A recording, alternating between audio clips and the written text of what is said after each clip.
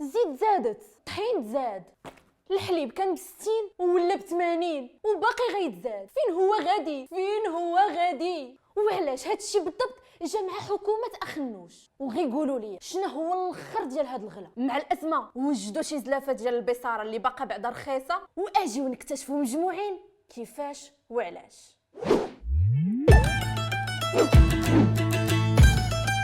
اجيو بعدا نعرفوكم على الحاله ديال المغرب وبلاصتو في الاقتصاد العالمي في هاد الفتره الاخيره. حل ودنيك واسمع مزيان، حيت يمكن ما تكونش عارف هاد الخبيرات. عندنا بنيه تحتيه صناعيه مجهده، كنعرفوا نتعاملوا مع الشركات الاجنبيه وكنفهموا الفكر ديالهم مزيان. عندنا واحد الحاجه سميتها خطه التسريح الصناعي اللي بها كنقدروا نوفروا الجو الصناعي الاجنبي. تخيلوا معايا متوفقين في الصناعه ديال الطيارات، الالكترونيات، الدواء، الطوموبيلات، الحوايج وزيد